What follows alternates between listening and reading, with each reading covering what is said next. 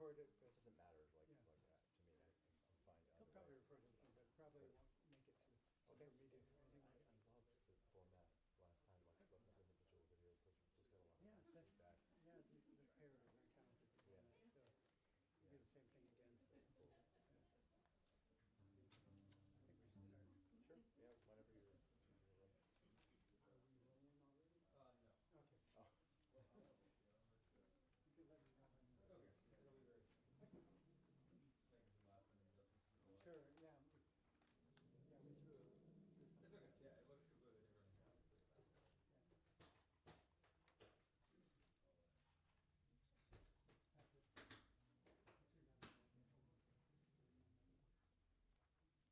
yeah, it looks completely different, obviously.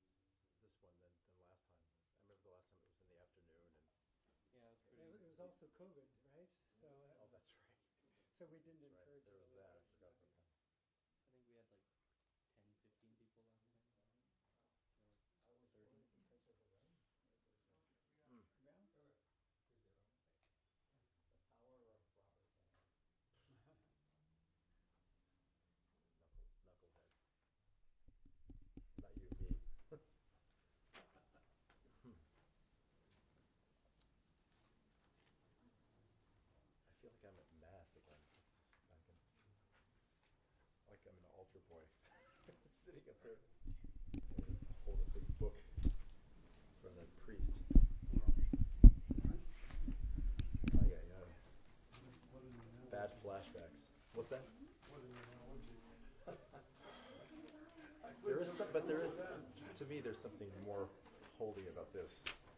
You know, this activity. I think we'll get started. Yeah, whenever you're ready. Hello, everybody.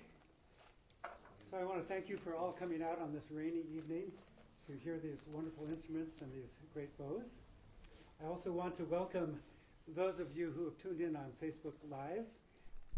We have a digital program available for you folks if you go to our events page. And I want to thank the half dozen or so makers who are with us here tonight as well. And I won't try to identify them all right now, but you'll read their bios in our program, and you'll have a chance to talk with them at the reception at the end. And I want to thank also my great staff, Wesley, Emily, Alicia, Sean, Teru, Julia. So they put a lot of effort into making things go smoothly, and Alicia is responsible for this beautiful program that you have in your hands. Yeah. So this is our 6th annual Contemporary American Violin and Bow Maker event.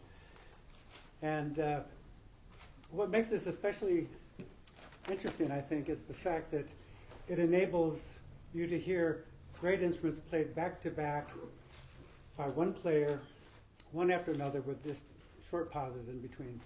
And it's not very often that you get the chance to have somebody help you choose an instrument who's of this stature.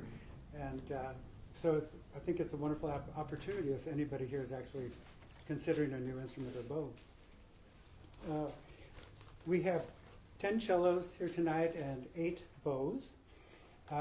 We'll spend about only 3 minutes on each cello and about 60 seconds on each bow. It doesn't seem like much, but when you add that all together, it's still going to be a good hour of program tonight. At the very end, you'll have a chance, if you wish, to ask Mr. deMaine to compare your favorite two. For example, sometimes it's difficult to compare in your mind the first instrument and, say, the 9th instrument. So this way, you can have him play them again back to back, and so you can hear the difference better.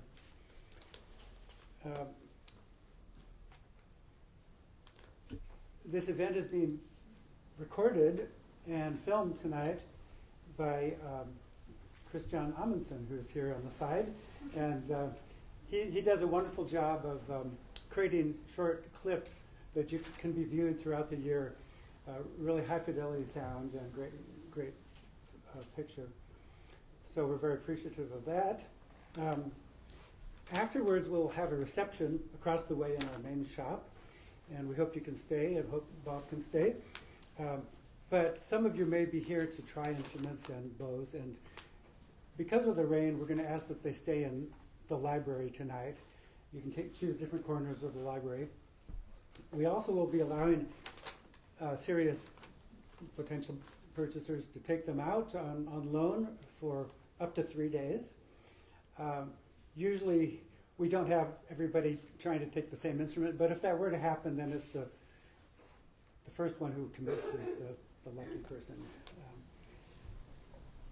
So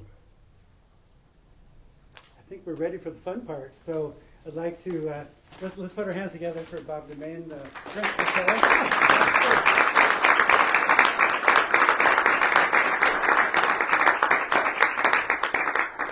Thanks, Tom, and thanks everybody for being here. And it's a real honor for me to take part in what I think is an important annual event promoting our living violin makers. So I always go home wanting to buy every single item that's here, but I've been told that I'll be in the doghouse if I buy anything. So, Shall I explain how we're going to do this? Please. Yeah, so we're going to start with the bows. And as I said, just about 60 seconds per bow. And for the audience, it's sometimes a difficult thing to judge from a distance, the difference between one bow and the next. So I think we'll rely on you to explain a little bit how you choose a bow, how you, what difference you hear, but also the differences that you feel that the audience can't know about. So I hope that you feel free to give us commentary after each one, especially All with the within bows. 1 minute. Yeah. So Yeah. So we'll get started, and then we'll shift gears. speed dating bows. Yeah. Well, do my best. So do you want to say which instrument you're using? Sure. This is my own personal cello. It's made by Jean-Baptiste Guillaume in Paris, 1841 or 1845. They can't really read Guillaume's sort of illegible paraf in the upper part of the instrument, but it was made in that address near where the Paris Opera is, and before he moved out to the suburbs, so he wouldn't have to pay taxes on the wood that he got. Anyway, that's too much information. So this instrument belongs to me, and this is a bow by, well, I guess we're not going to be hearing the bow right now, I guess. Why don't you talk about the bow when we do the Oh, cellos? sure, yeah, because I thought we'd start with, well, I So wasn't he's sure. going to use his bow, his cello for our bows, Right, and then his bow for our cellos. okay. If that makes sense. That makes a lot of sense. And this other cello back here is the General Kidd ex Leo Stern Stradivari from 1684, and it's in the collection of the LA Philharmonic.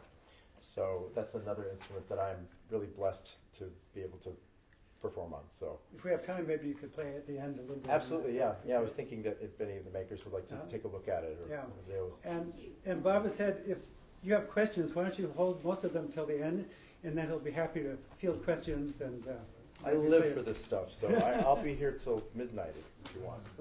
So Okay, well, we're going to start off tonight with a cello bow made by Thomas Dignan of Boston. okay, great. Tom's Yeah. stick very well. Octagonal stick. It's great in hand. Nice camber.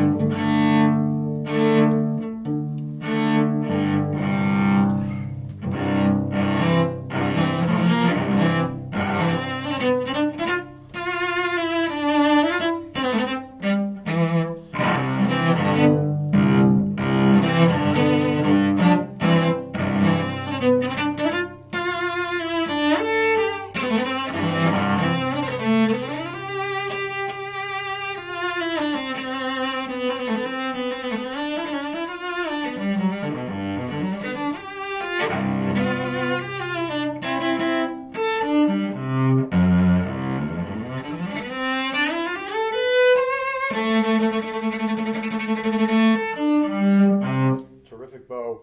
It feels almost like another. One of the things I look for immediately is like when I pick it up, it feels almost like nothing in the hand, and it's so fresh. It feels like it's never been played on before. Amazing that something right out of the gate responds this beautifully. It's perfect weight, I don't know. I have to gradually get into this. There's so much I can't put into words. It's more than a marriage between the bow and the instrument. It's like a love triangle in a way. Bow, player, and instrument. And then if you want to add the fourth thing, it's like the sort of self-belief in the whole thing. You know, if one of those things gets doubted, then the whole thing sort of falls apart. It's very complicated. Talk to my therapist about it every day. It's terrific. So Okay. Was that too little time? Or too No, much? that's great. That's probably I too think. much. So next we have a bow made by Eric Gagne of Montreal. This guy's probably my third cousin. My grandmother was a Gagne from Montreal. So. It's my favorite one so far.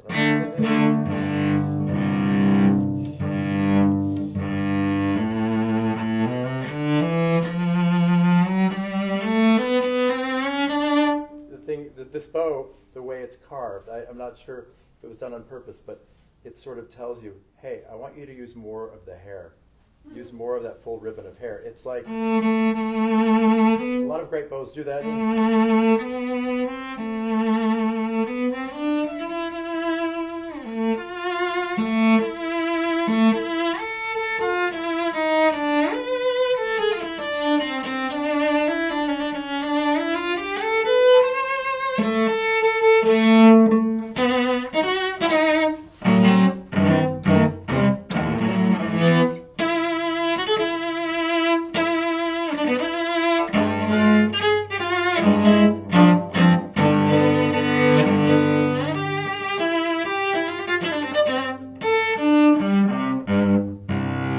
Really wonderful, wonderful bow.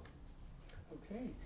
So next we have a bow made by Thomas Goering of Topeka, Kansas.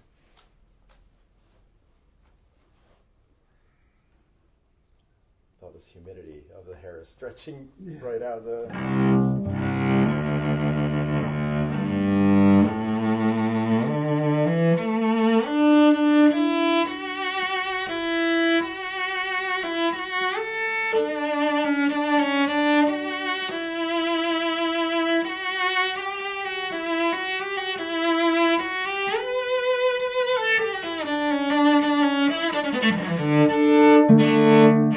This one might use a little bit more rosin.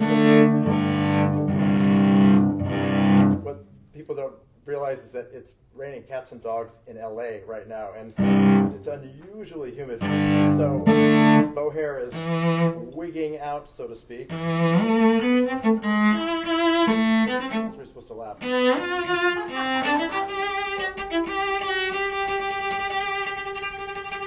Got each one of these bows.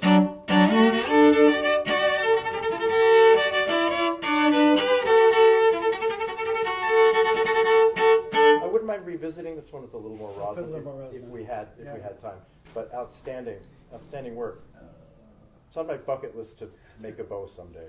I don't care how bad it is. Someday. The next bow is made by Lee Guthrie of Wisconsin. This one's a little heavier. What's the weight on this one? Do you know? You know what? I don't have it in front of me.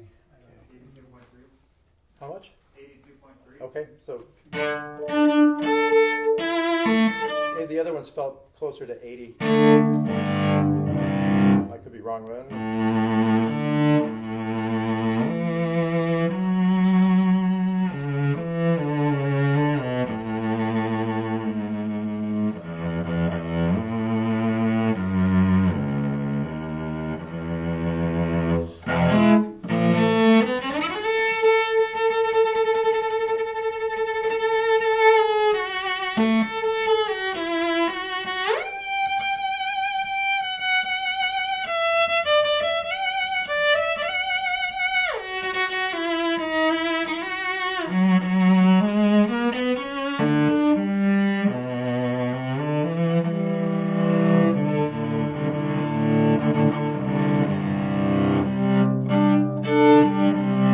I wish I had longer with each one. They're all wonderful in very different ways, and you know, there's seems like I don't know, the mastery keeps getting Next we have a bow made by Andre Lavoie of Montreal. Lavoie, probably? Lavoie? Yeah. Yeah. Sorry. My accent's terrible, but anyway. My cello likes this bow a lot.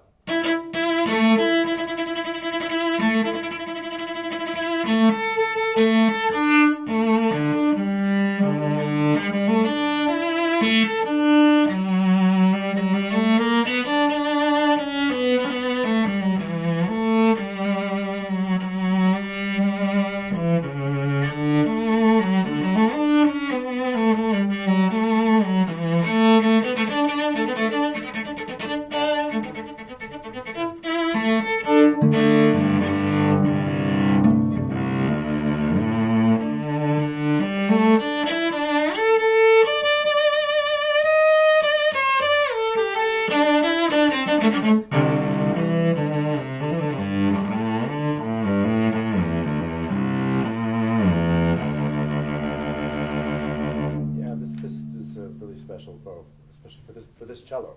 This cello. Sometimes it just really clicks.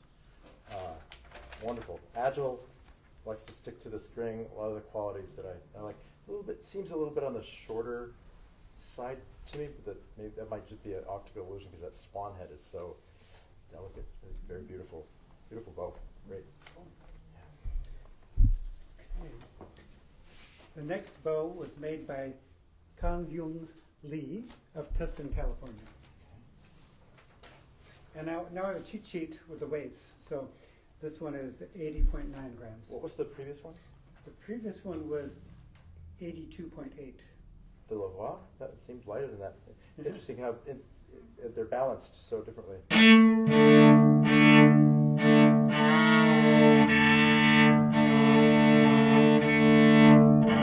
Now, are all of these out of Pernambuco? Yes, I believe so, yes.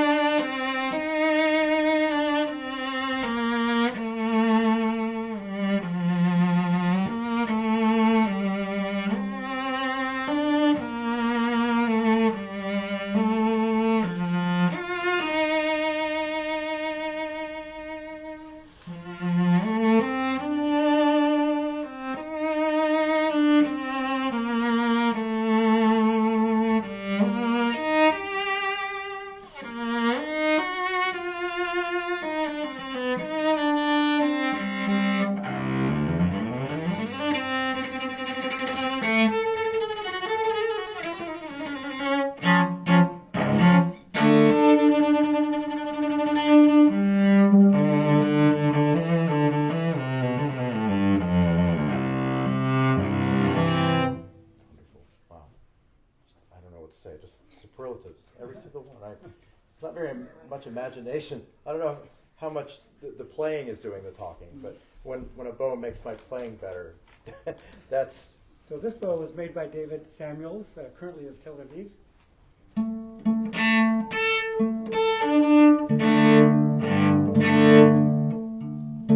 If I guess the weight, can I keep it?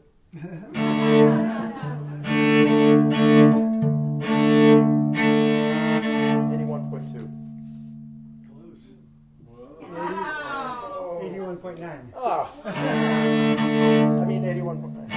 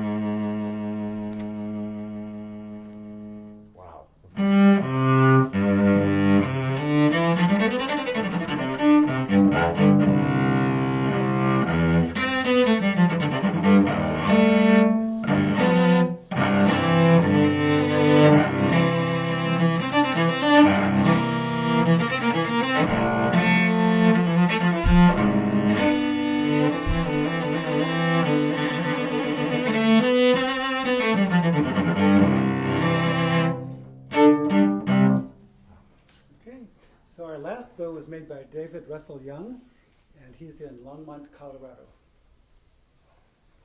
And 78.8. 80.9. I'm really off today.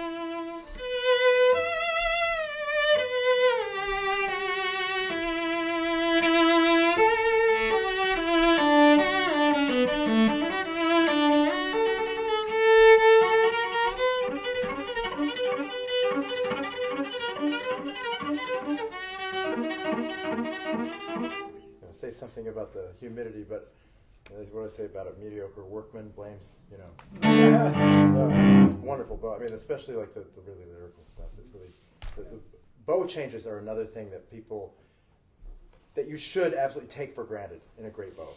And that's one thing that they sort of guide you through the bow change. It's spooky how that can work. Does this guide you?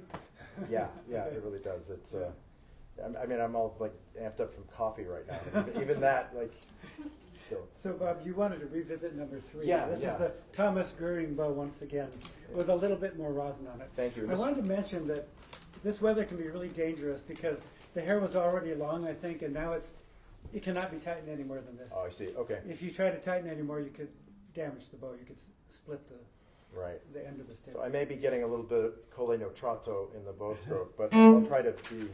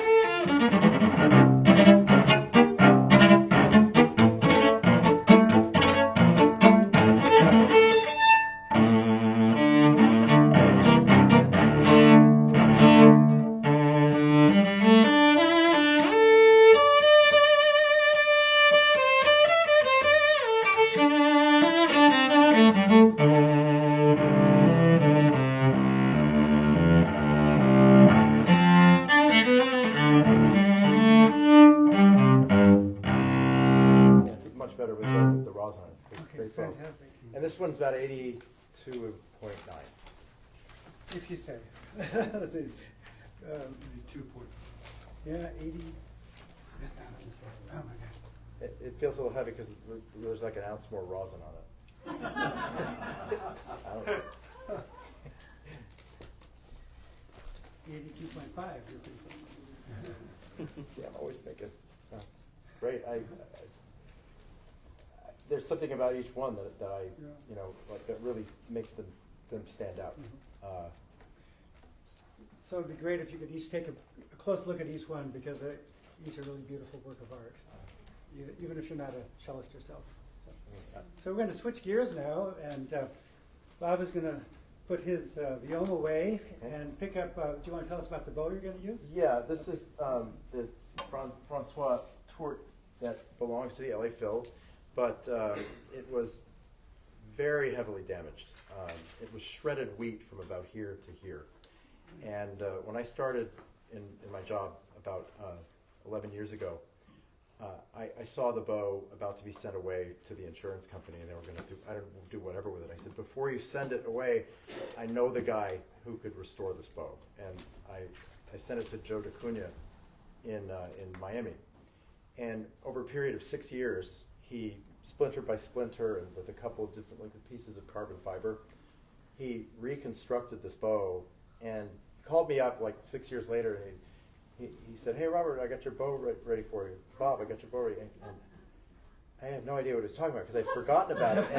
And he said, "The tour." I said, "Oh my God, really?" He said, "He's always like singing you a song when he says, 'I know this bow better than I know my wife.'"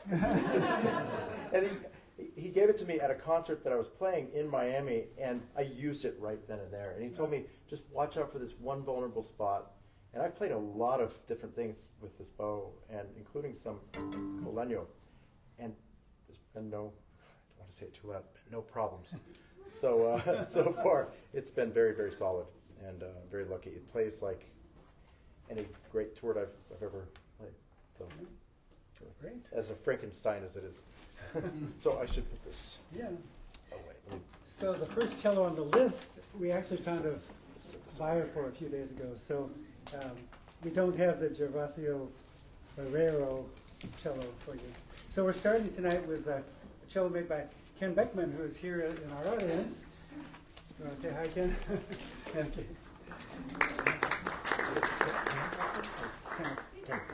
Just gonna I should say Kenneth Beckman. I'm not sure. Yeah. Kenneth is from where? Gee, where are you? Where do you live? Kansas City. Kansas Yeah. City. Very beautiful.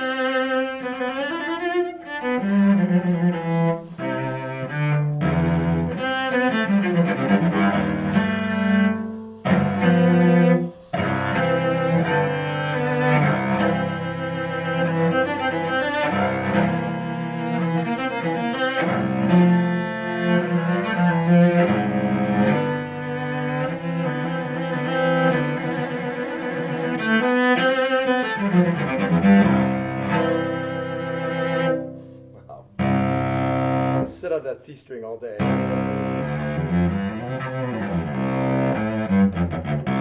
Love it. Great cello. Are we moving forward already? We're Or? moving. Where are we? You can take a little more time. Oh, okay. Yeah, I wasn't sure. Yeah. I should say some stuff. Yeah. I don't know where to start. I mean, there's so many great qualities. It feels like it has a lot of punch. It feels like it's got great, like buttery, like sort of an old sound in a new instrument, which is hard to do. I know, but it's also got it's got like what singers call blade. You know, really, it feels like it cuts through. Like even a piano on full stick wouldn't be able to completely.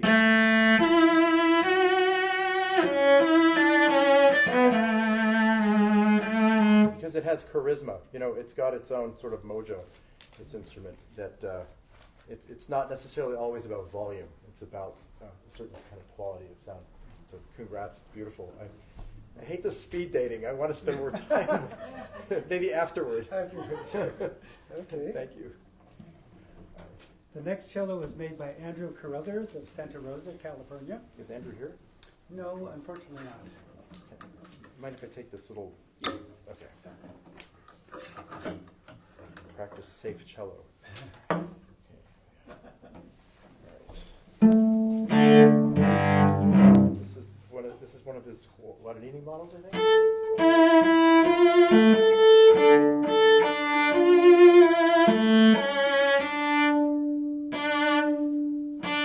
Rings pretty nice.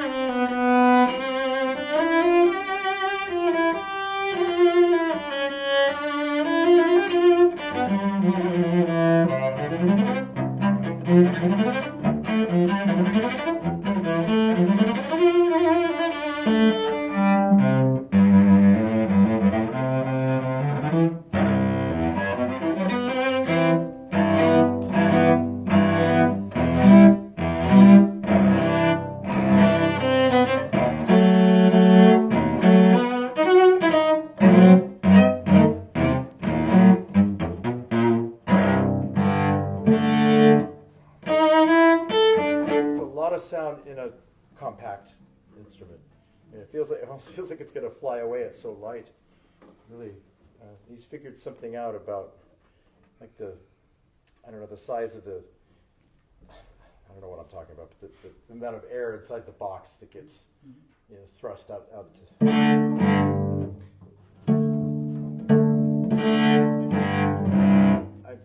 I enjoy his instruments a lot. He's a really wonderful maker.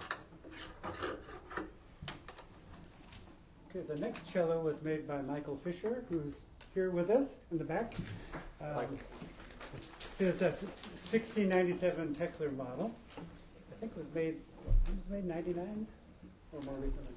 It was made in 1699. This thing looks like the real McCoy. Look at this thing. It's like 2019, I'm sorry. no way. All right.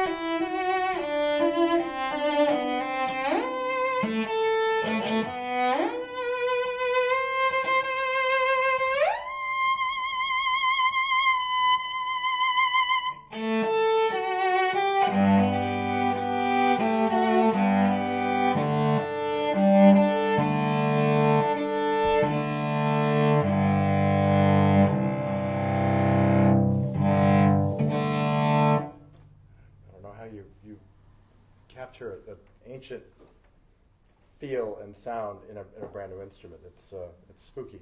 It's really, it's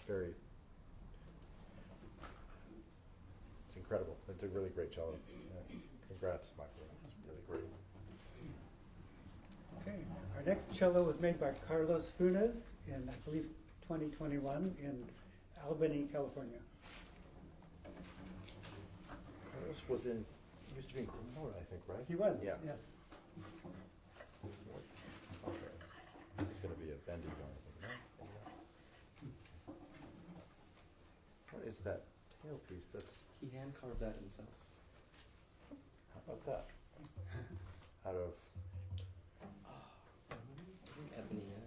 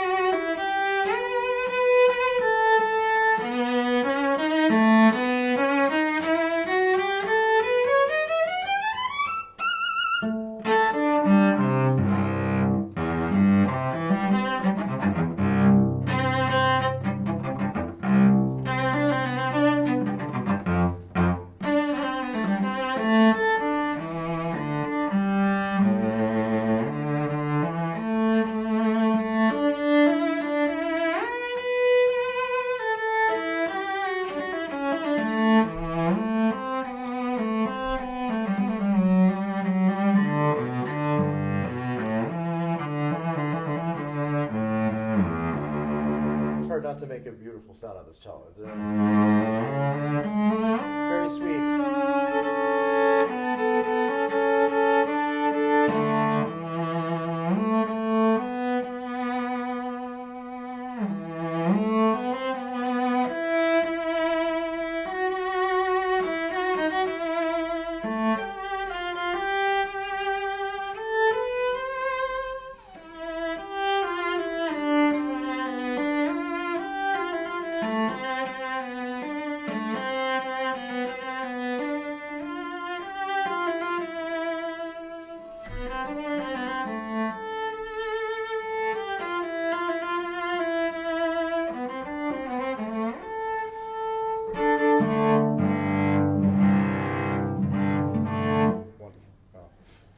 So much fun.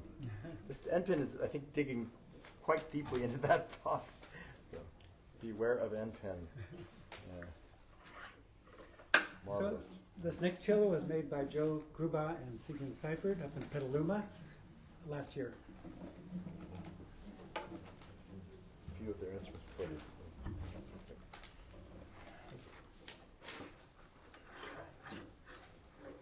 I almost don't feel qualified to say anything about the instruments because they're all just so great. I just shut my pie hole and let my playing do the whatever talking it can.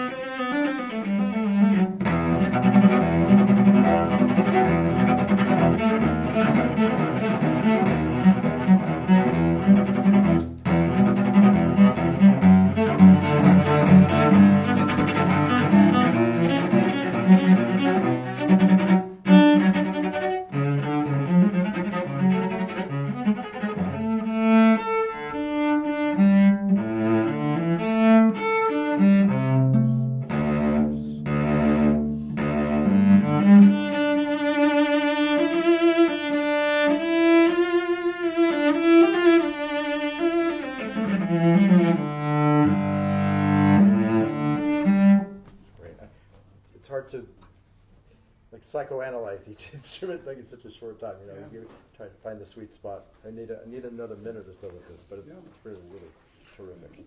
It's got that come and get me.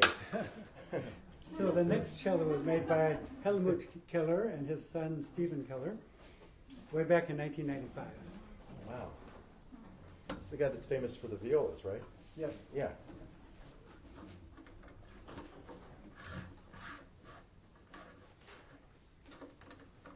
And they are located in Philadelphia. Philadelphia, right.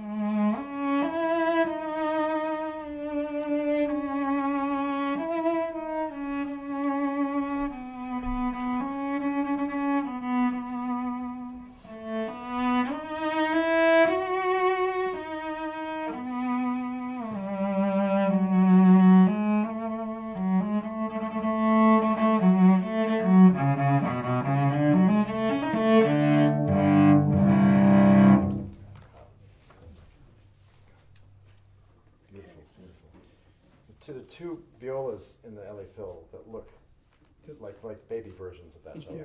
Yeah, two colors. Yeah. Yeah. So now we have a cello made by Madison Moran of Salt Lake City. I believe it was 2008. 2007, maybe.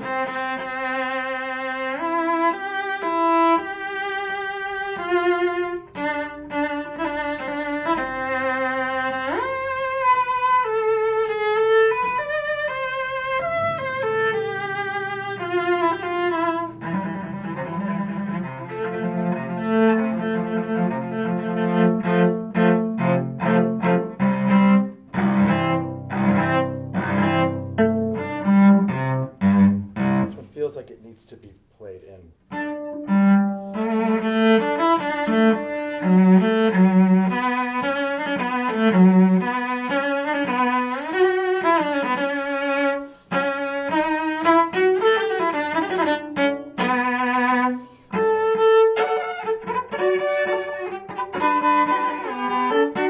Sounds like it needs to be practiced. Sorry.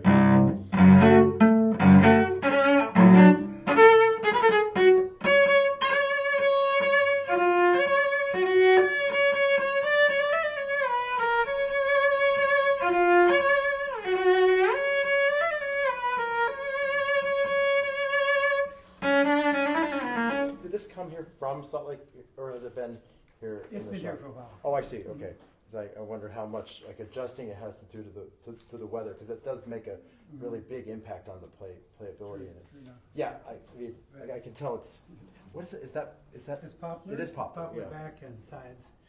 Yeah, the sides are quite interesting. The two-tone sides. That is. It looks like a shot of like Venus or something like that. You know? It's very cool. It's a very unusual cello. Was it Madison Moran. Moran. Mhm. Very nice. Okay. So now we have a cello made by John Osnes in Anchorage, Alaska, made in 2021.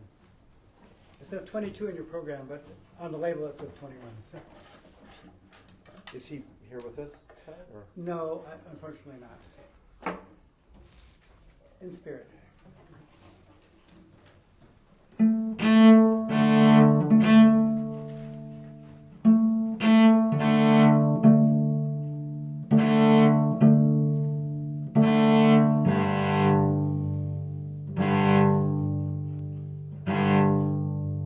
That's something else.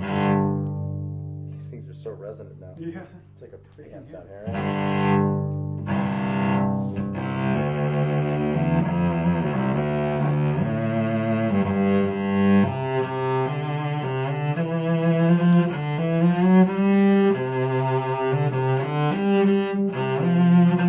I love the healthy wolf. I like it because there's no internal wolf eliminator, so it's like I like that.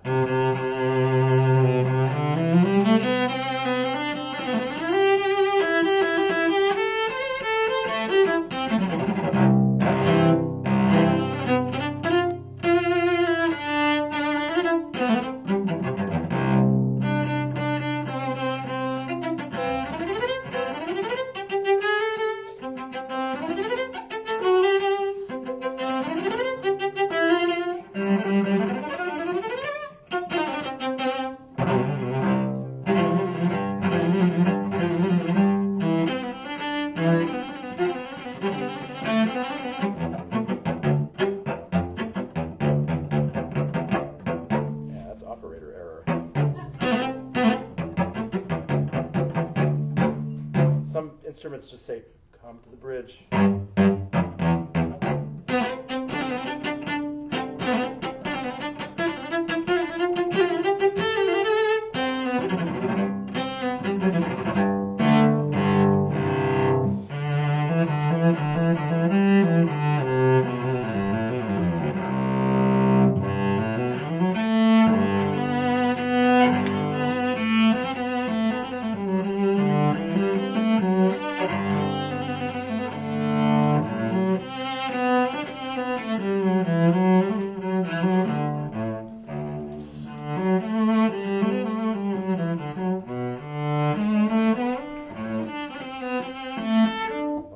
Lovely instrument.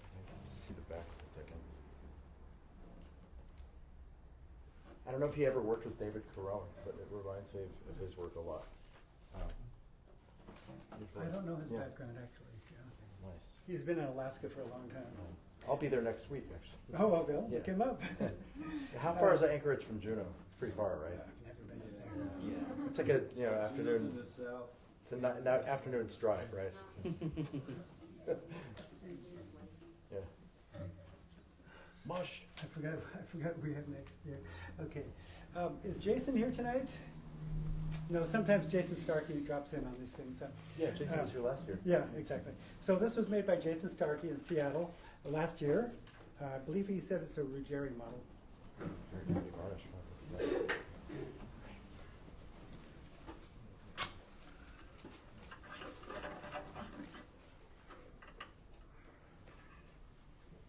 Surprised they let you on an airplane with that thing. That is. Oh, here's the one from the last. Oh, yeah.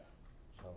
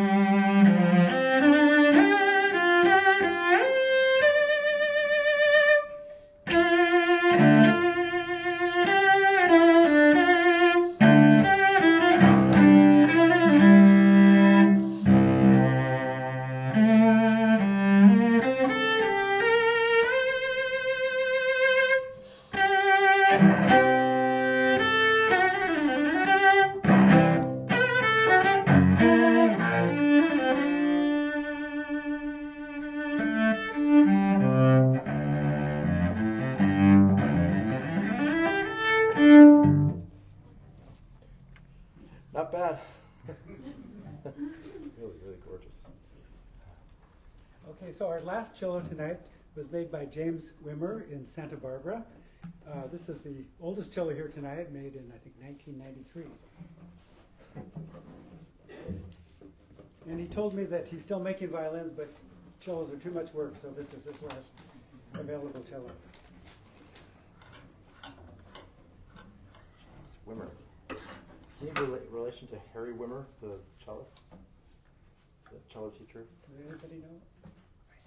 Maybe not. Same spelling.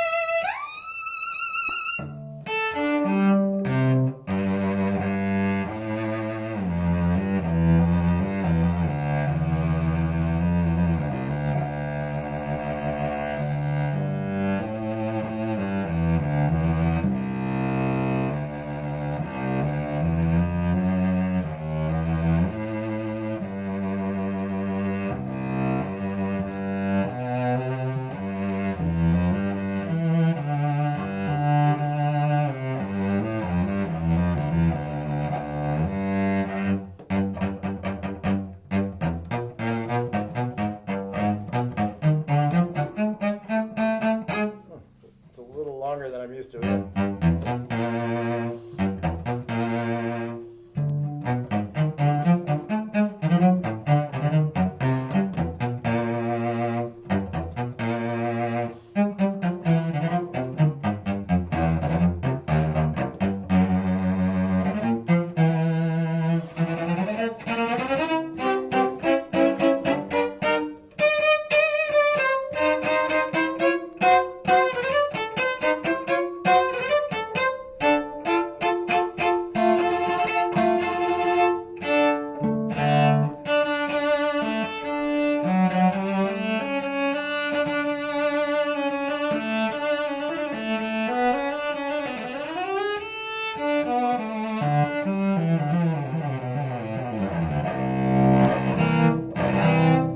Great cello. Wow, fantastic. Thank you. Oh.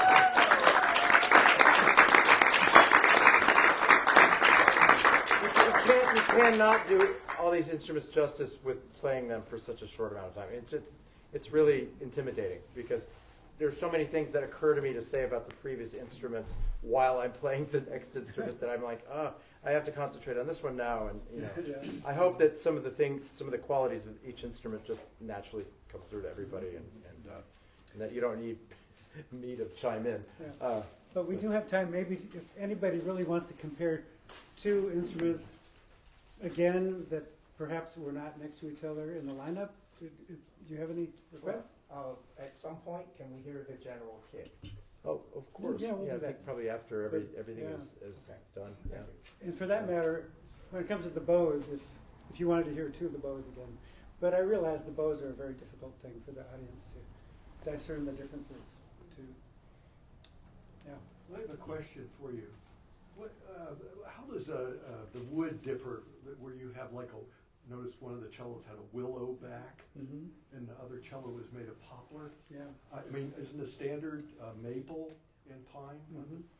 I should probably let one of the more active makers respond, but very often the poplar backs and the willow backs might have a slightly warmer sound, maybe not quite so sharp in the attacks, but they can both be really wonderful. So, yeah. What would one of you say, Sophia? Yeah, so I would say when we use like not maple but like poplar, Mhm. so we need to make different measures because the wood is softer. So if we make different thickness, then you can still reach the same quality of sound as maple. So And what about one piece rather than, opposed to two-piece backs? that's a great question, and I think it's just how much you can appreciate the looking, because there is not really a difference on sound. Yeah. So it's not that two-piece or one-piece sound better than the other. But of course, one-piece, it's like appealing, especially for cello, because it's not easy to find like a big piece of wood to make one piece. I've seen Testoria cellos they're like 7 or 8 pieces Yeah. Yes. with wings and you know. And also Tekler had like a 7-piece Sure, yeah. back Yeah. when one of the cellos.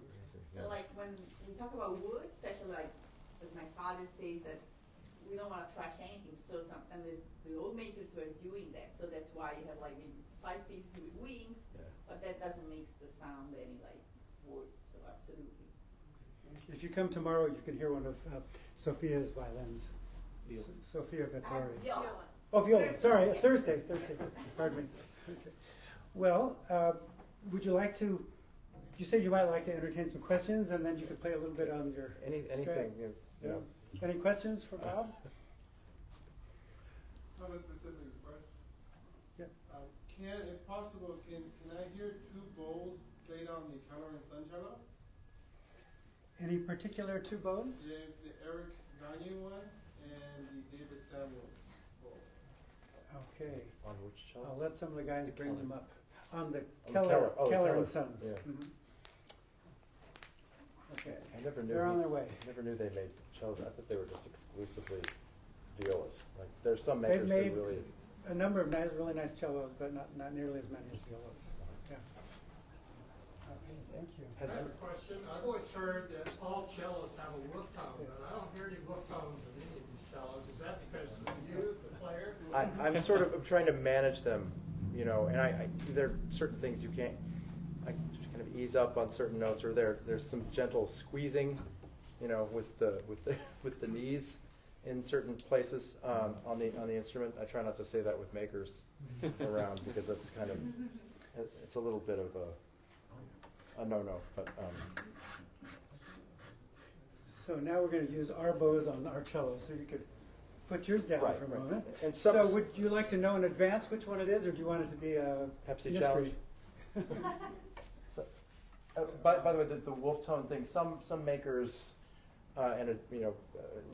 Luthier say they'll put an internal wolf suppressor inside the instrument already. So, I mean, I can always tell when one is there. So that might be the case in some of the instruments. So that's a possibility. But I think most of them did not. And there was one that very much obviously did not. So, Yeah, exactly. Yeah, I like that. Okay, so we won't say Live. which one it is, and you can. You want me to say? Afterwards. I don't know which is which. So yeah. Actually, I do. I do now. It's funny how it's a completely different instrument with another bow. Any requests on what I should play? You want me to play the same excerpt back to back, or? The same extra back to back is fine. Okay, I'll do that opening of Haydn C major concerto, maybe.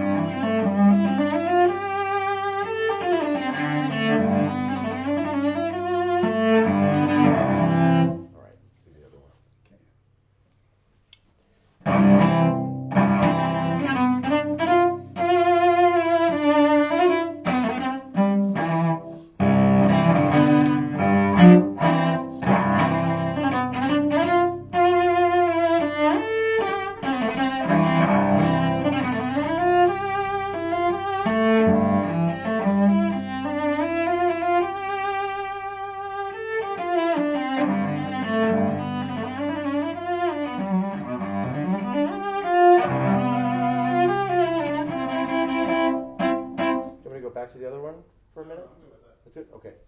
Okay. So By the way, this last one was the Gagne, David Samuels, sorry. Last one was David Samuels. The first one was the Eric Gagne.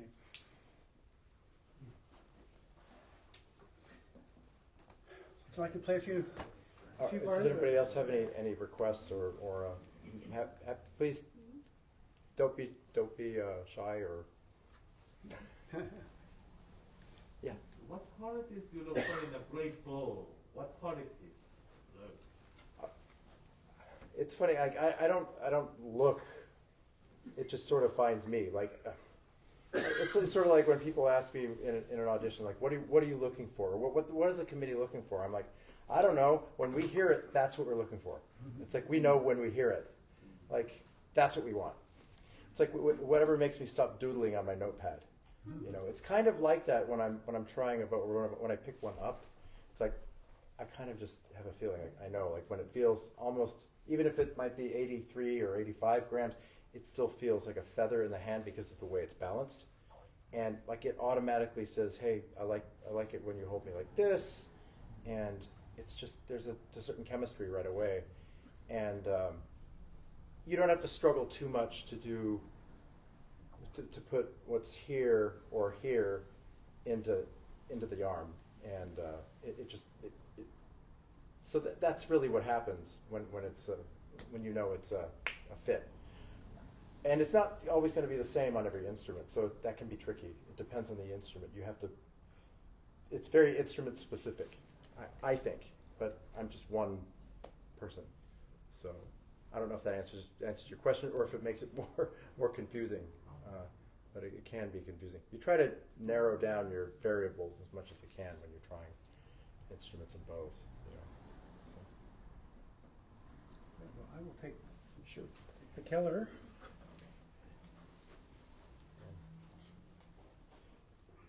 Yeah. I noticed that you don't have any fine tuners on your violin. Oh yeah, Is there a reason for that? well. You have mechanical